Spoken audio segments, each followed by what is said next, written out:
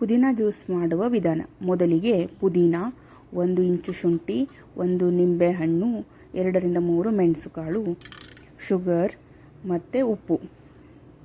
ಮೊದಲಿಗೆ ನಾವು ಪುದೀನವನ್ನು ವಾಶ್ ಮಾಡಿ ಇಟ್ಕೊಂಡಿದ್ದೀವಿ. ಇವಾಗ ಪುದೀನಾನ ಒಂದು ಜಾರಿಗೆ ಹಾಕ್ತಾ ಇದ್ದೀವಿ.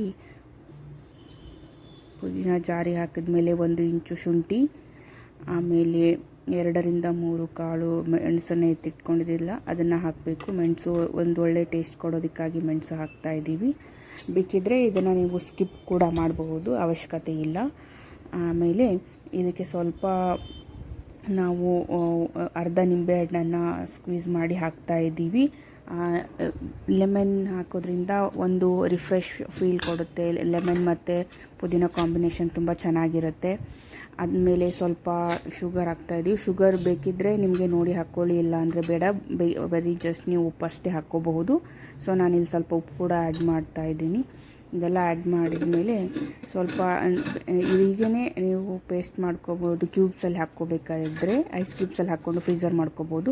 ಅಥವಾ ಸಡನ್ನಾಗಿ ಡ್ರಿಂಕ್ಸ್ ಮಾಡಬೇಕು ಅಂದರೆ ನಾವು ಇದಕ್ಕೆ ನೀರನ್ನು ಮಿಕ್ಸ್ ಮಾಡ್ತಾಯಿದ್ದೀವಿ. ತಣ್ಣೀರನ್ನು ಮಿಕ್ಸ್ ಮಾಡ್ತಾಯಿದ್ದೀನಿ. ಇಲ್ಲಿ ಮಿಕ್ಸ್ ಮಾಡಿ ಇದನ್ನು ಇವಾಗ ನಾವು ತುಂಬ ಚೆನ್ನಾಗಿ ಗ್ರೈಂಡ್ ಮಾಡ್ಕೊಳ್ಳುವ. ಇವಾಗ ನಾನು ಗ್ರೈಂಡ್ ಮಾಡೋಕ್ಕೆ ಇಡ್ತಾ ಇದ್ದೀನಿ.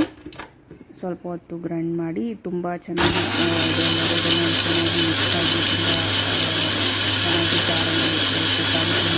ಆಗಿ ಎಲ್ಲ ತುಂಬ ಮಿಕ್ಸ್ ಆಗಿದೆ ಅಂದಮೇಲೆ ಇದನ್ನ ನಾವು ಒಂದು ಗ್ಲಾಸ್ಗೆ ಹಾಕ್ಕೊಳ್ಳೋಣ. ಇಲ್ಲಿ ಗ್ಲಾಸ್ಗೆ ಸೋಸ್ಕೊಳ್ಳೋಣ. ಎಲ್ಲನೂ ಚೆನ್ನಾಗಿ ಮಿಕ್ಸ್ ಆಗಿದೆ ನೋಡಿ. ಇವಾಗ ಸ್ವಲ್ಪ ನಾವು ಗ್ಲಾಸಲ್ಲಿ ಸೋಸ್ಕೊತಾ ಇದ್ದೀನಿ.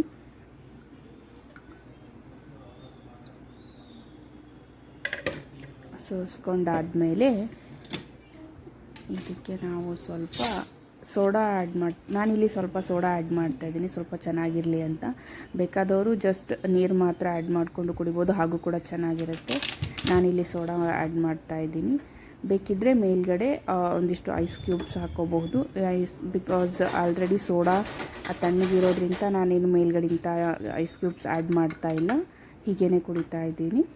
ಸೊ ನೀವು ಕೂಡ ಮನೇಲಿ ಟ್ರೈ ಮಾಡಿ ಹೇಳಿ ಹೇಗಿದೆ ಪುದೀನ ಜ್ಯೂಸ್ ಅಂತ.